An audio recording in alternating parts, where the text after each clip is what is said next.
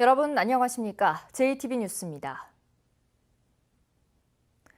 33명의 사상자를 낸 군산 주점 방화 사건의 피의자 이모 씨가 기름을 준비해놓고 손님이 몰릴 때까지 기다렸다고 털어놨습니다. 불을 낸 뒤엔 문까지 걸어 잠궜습니다. 첫 소식 오정현 기자입니다. 무언가를 들고 차분히 걷는 한 남성. 손에 든 건 20리터들이 기름통입니다. 방화 피의자 55살 이모 씨가 군산항의 한 배에서 휘발유를 훔친 건 지난 17일 오후 6시가 조금 지났을 무렵. 불을 지른 건 밤 10시가 다 돼서였습니다. 이 시간 동안 이 씨는 주점에 사람들이 차길 기다렸던 것으로 드러났는데 불을 지르고선 대걸레 자루를 빗장 삼아 문까지 걸어 잠갔습니다.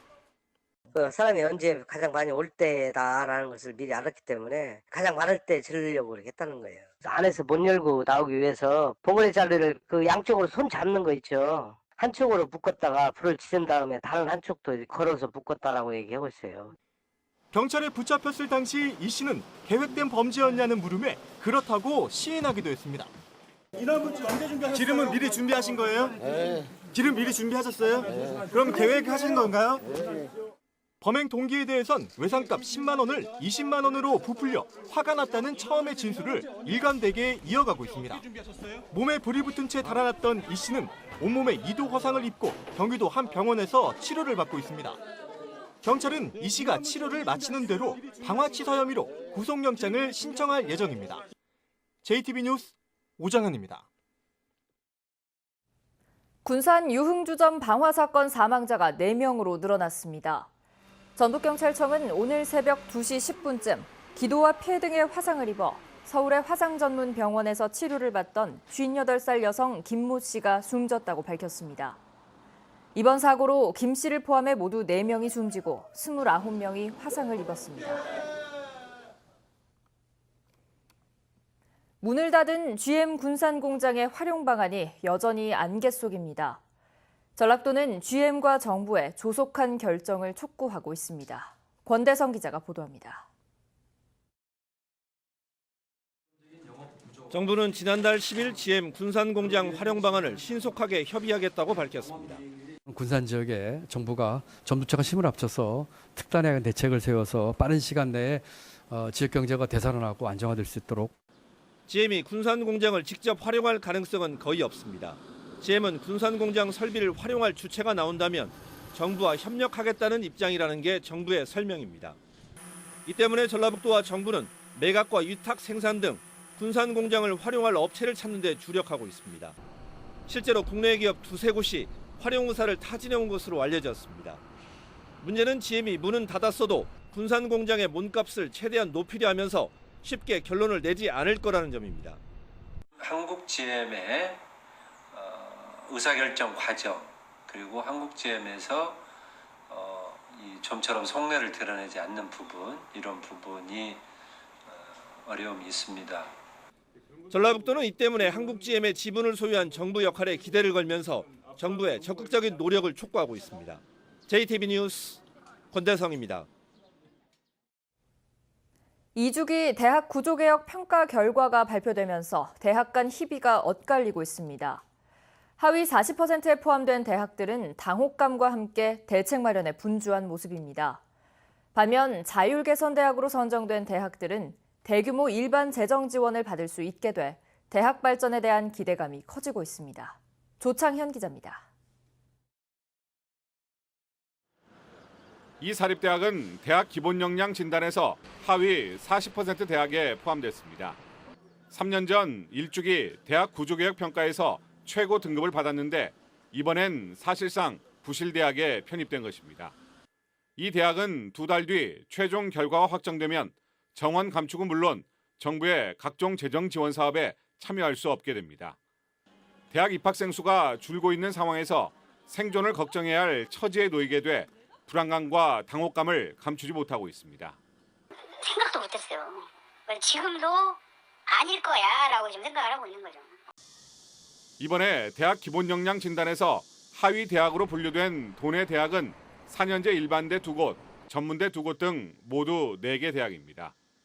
예술, 종교, 교육대학은 이번 진단 대상에서 제외됐습니다. 교육부는 하위 40% 대학을 대상으로 앞으로 3년간 2만 명의 정원을 줄일 계획입니다. 반면 상위 60%로 분류돼 자율 개선 대학으로 지정된 대부분의 대학들은 교육 여건을 개선할 수 있는 좋은 기회를 맞게 됐다며 자축하는 분위기입니다. 문재인 정부가 이들 대학에 대해서는 정원 감축 없이 일반 재정 사업비를 늘리기로 했기 때문입니다. 자율 개선 대학으로 선정됨으로써 내년부터 대학 재량에 따라 집행할 수 있는 대규모 일반 재정 지원이 이루어질 것으로 보여서 대학 교육 경쟁력을 높이는 데 큰 기여를 할 것으로 기대하고 있습니다. 교육부는 탈락한 대학들을 대상으로 2단계 평가를 거쳐 오는 8월 말 최종 결과를 확정해 통보할 계획입니다. JTB 뉴스 조창인입니다.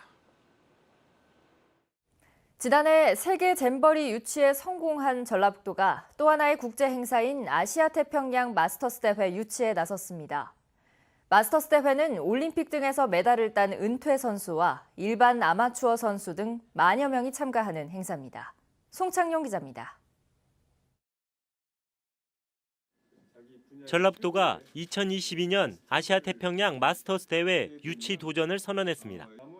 마스터스 대회는 올림픽 등에서 메달을 딴 선수와 일반 클럽 선수, 아마추어 선수가 참가하는 대회입니다.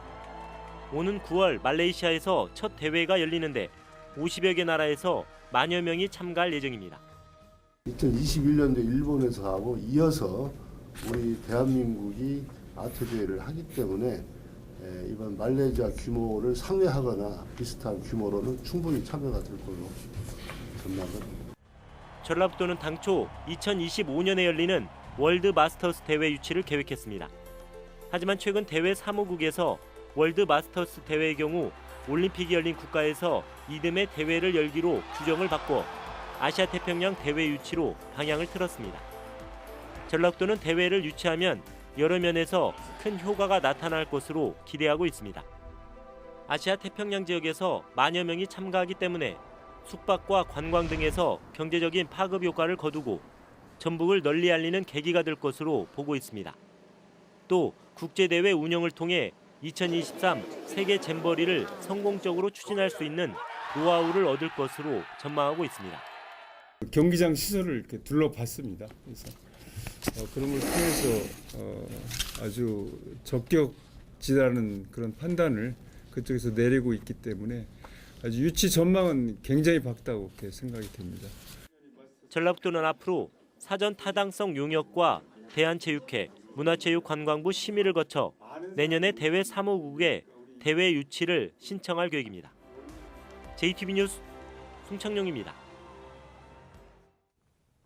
한국 농업기술의 해외 시장 진출 가능성을 모색하는 연속 보도입니다.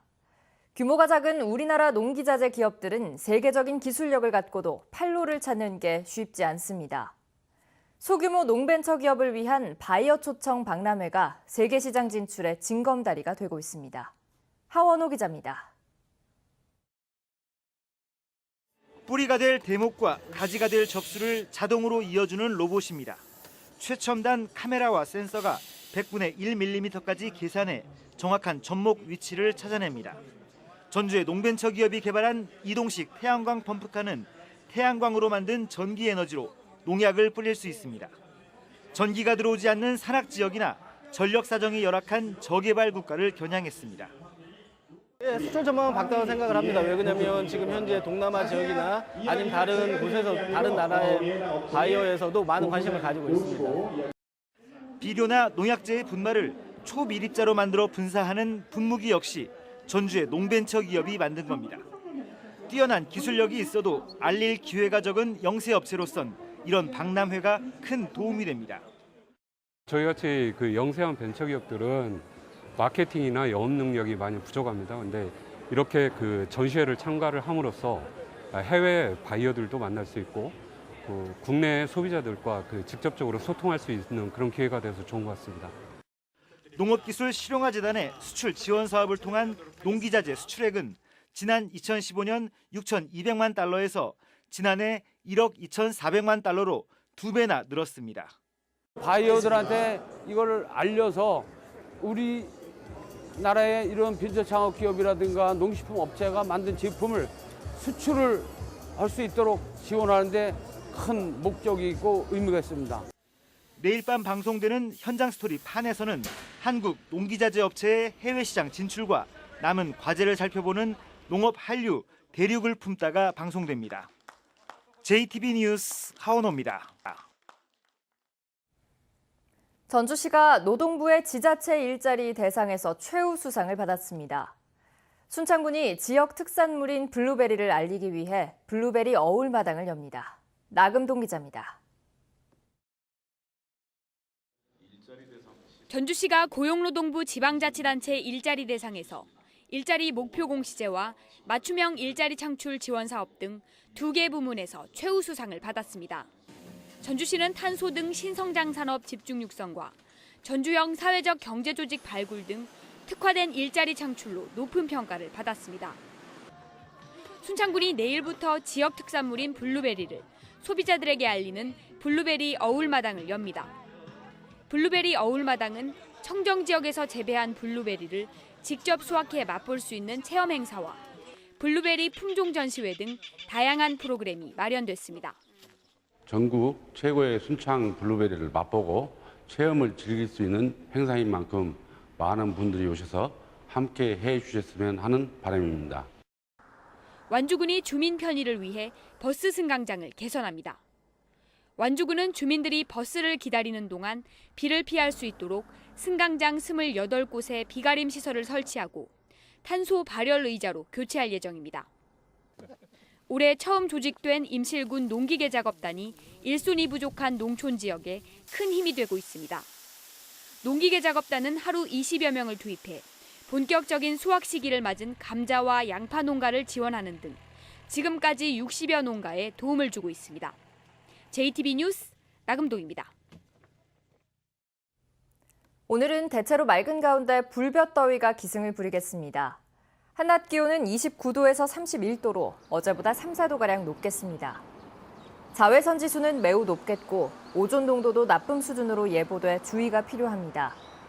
미세먼지 농도는 보통 수준을 보이겠습니다. 다음 주 월요일까지 낮 기온 30도 안팎의 더운 날씨가 이어지다 화요일에는 장마 전선의 영향으로 비가 오겠습니다.